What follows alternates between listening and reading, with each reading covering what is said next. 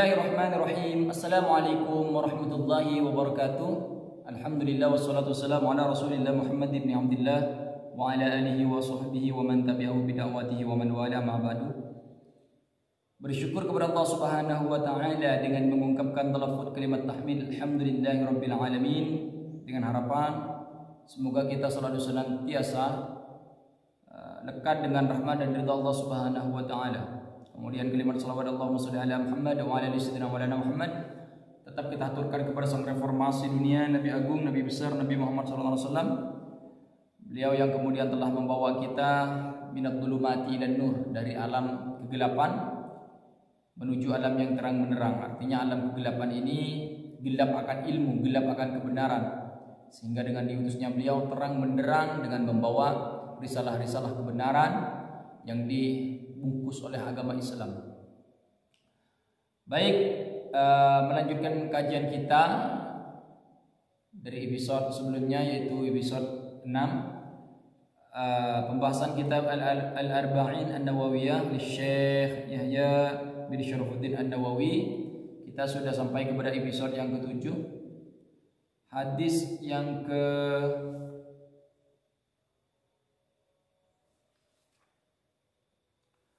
Al-Hadits Tsani wal 20, hadis yang ke-22. Baik, bismillahirrahmanirrahim, saya bacakan hadisnya. An Abi Abdullah Jabir ibni Abdullah Al-Ansari. Hadis ini dari Abi Abdullah Jabir ibni Abdullah Al-Ansari radhiyallahu anhu. Semoga Allah selalu senantiasa meridai keduanya. Anna rajulan sa'ala Rasulullah sallallahu alaihi wasallam. Sungguhnya pernah ada seorang laki-laki pada zaman Nabi Muhammad sallallahu alaihi wasallam. Ini seorang sahabat. Faqala, dia berkata, sahabat itu berkata, di dalam riwayat disebutkan bahwa sahabat ini namanya adalah An-Nu'man. Menanyakan kepada Rasulullah sallallahu alaihi wasallam, "Ara'aita idza shallaitul maktubat?" Ara'aita, bagaimana pendapatmu wahai Rasulullah? Idza shallaitul maktubat, jika saya hanya mengerjakan salat wajibnya saja. Baik. Ara'aita di sini kalau makna tekstualnya itu bermakna melihat. Bermakna melihat.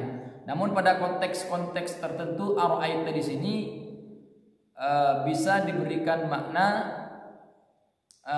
bagaimana pendapatmu? Apakah engkau tahu? Bisa bermakna seperti itu. Namun secara tekstual dari ra'aita, dari kata ra'a yara, dari fi'il madinya bermakna melihat. Ara'aita, bagaimana pendapatmu? Nanya di dalam Al-Qur'an, ara'aita alladzi yukadzibu biddin, apakah engkau tahu siapa yang mendustakan agama, orang yang mendustakan agama? Ara'aita di situ bermakna pertanyaan. Sama dengan apa yang ada di dalam hadis ini. Ara'aita idza shallaitul maktubat, bagaimana pendapatmu wahai Rasulullah jika saya hanya sholat wajibnya saja? Artinya tidak melakukan sholat sunnah. Jadi hanya mengerjakan sholat zuhur, asar, maghrib, isya dan subuh, tanpa sholat duha, sholat tahajud, sholat rawatib, qabliyah, ba'diyah, sholat sunnah yang lain. Di sini hanya mengerjakan sholat wajibnya saja. Wasomtu Ramadan, dan saya hanya melakukan puasa Ramadan saja, seperti yang kita kerjakan pada bulan ini, yaitu Ramadan, tanpa melakukan puasa-puasa sunnah yang memang telah diajarkan oleh Nabi Muhammad SAW, seperti Senin Kamis, seperti puasa sunnah lainnya. Hanya mengerjakan puasa di bulan Ramadan. Wa halaltu halalah, dan saya menghalalkan yang halal. Artinya mengerjakan yang halal saja, meyakini yang halal saja. Wa haramtu harama, wa haramtul harama, kemudian saya mengharamkan yang haram. Jadi dia hanya mengerjakan yang halal-halal saja, menjauhi perkara-perkara yang haram tanpa melibatkan yang haram. Wala mazid ala dzalika syai'an, dan saya tidak menambahkan sedikit pun terhadap perkara amalan itu. Jadi mengerjakan wajibnya saja tanpa melibatkan sunnah, dan melakukan perkara-perkara yang halal saja tanpa melakukan perkara-perkara yang haram. Walam azid ala dzalika syai'an, artinya tidak menambah, tidak mengurangi, hanya fokus kepada perkara wajibnya saja. tidak melakukan perkara sunnah dan tidak melakukan perkara-perkara yang haram. Lalu bertanya kepada Rasulullah, adkhulul jannata, apakah saya ini masuk ke surga ya Rasulullah? Bertanya kepada Rasulullah. Sahabat ini, An-Nu'man ini bertanya kepada Rasulullah, apakah saya yang hanya mengerjakan perkara yang wajib ini bisa masuk ke dalam surga, ke dalam surganya Allah? Bertanya seperti itu kepada Rasulullah SAW. Apa yang dikatakan Rasulullah Muhammad SAW? Apakah orang yang kemudian hanya fokus kepada perkara wajibnya saja, tidak mengerjakan sholat sunnah itu bisa masuk surga? Nah, ini jawaban Rasulullah SAW. Qala, lalu Nabi Muhammad SAW menyampaikan, na'am, iya. Jadi di sini, di dalam hadis ini kita memberikan artian bahwa jika ada seseorang yang kemudian hanya fokus saja mengerjakan perkara yang wajib tanpa melibatkan perkara yang sunnah, dengan catatan orang tersebut menghalalkan perkara yang halal dan mengharamkan perkara yang haram. Artinya mengerjakan sesuatu yang halal tanpa melibatkan yang haram. Orang tersebut walaupun tanpa melakukan perkara sunnah, Rasulullah memberikan jawaban di sini bahwa orang yang melakukan amalan yang seperti itu dapat jaminan surga. Artinya juga bisa masuk surga. Kenapa? Karena memang hal tersebut diambil poin pentingnya saja di dalam agama Islam. Jadi hanya melakukan perkara yang wajib itu tanpa melakukan perkara sunnah, maka jawaban Rasulullah, orang tersebut juga bisa masuk surga.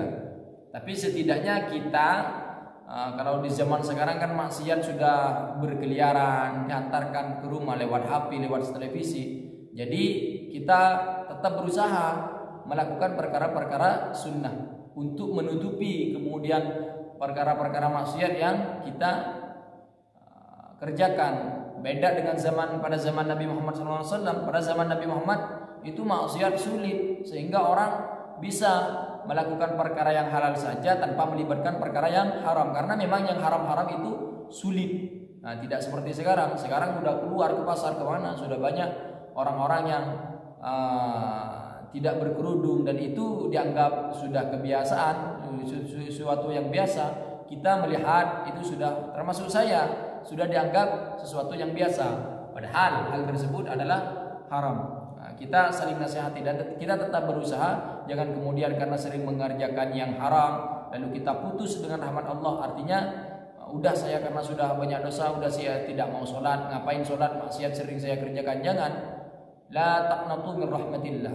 Jangan kemudian kita merasa putus asa kepada rahmat Allah Subhanahu wa taala. Kita tetap ikhtiar melakukan perkara-perkara yang baik ya, karena setiap perkara yang baik yang kita kerjakan Allah akan memberikan imbalan yang serupa.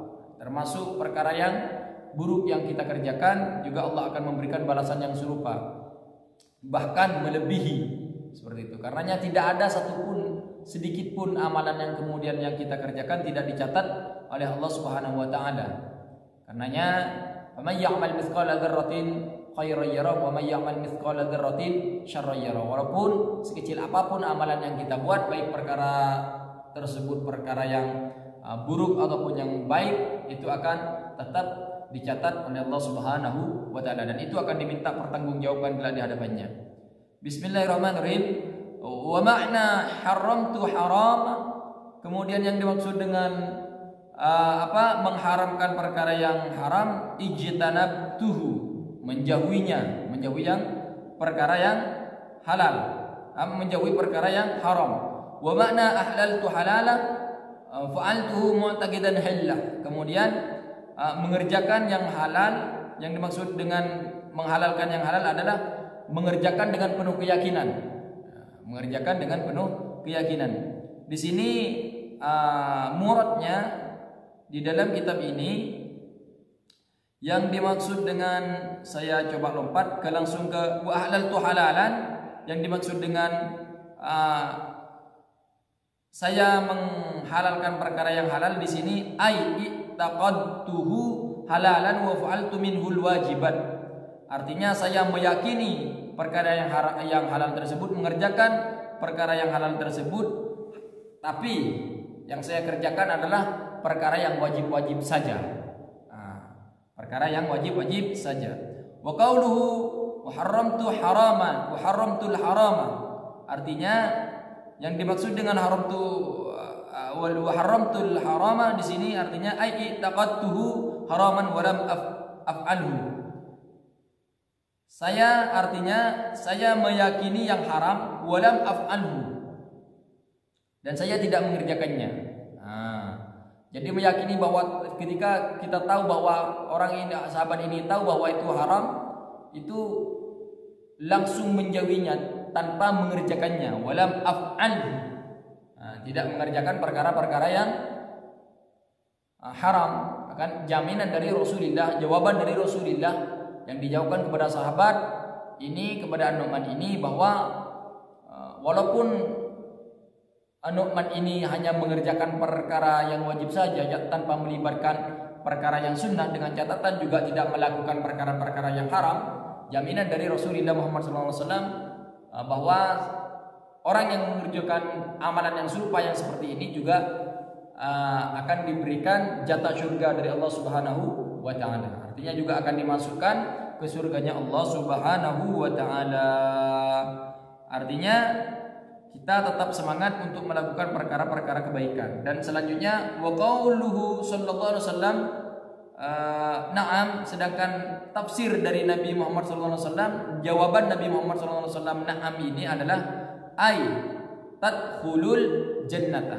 Artinya kamu masuk surga. Artinya na'am di sini yang dimaksud dengan na'am murnya di sini ai tadkhulul jannata.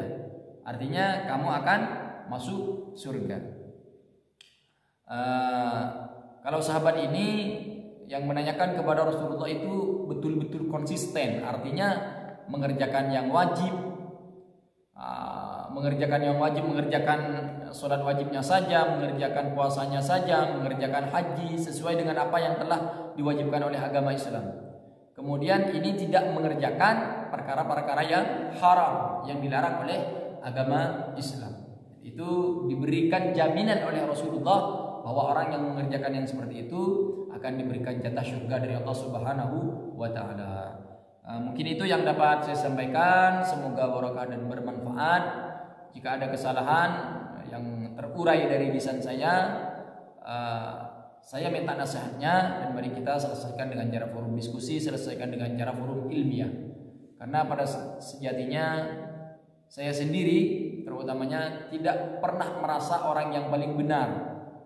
Bisa jadi apa yang saya sampaikan keliru, dan itu banyak kekeliruannya, bahasa-bahasa yang lain di dalam video ini. Kemudian jika memang ada kebenaran itu mutlak hidayah dari Allah Subhanahu wa taala. Mungkin itu yang dapat saya sampaikan, semoga barokah dan bermanfaat. Billahi taufiq wal hidayah. Wassalamualaikum warahmatullahi wabarakatuh.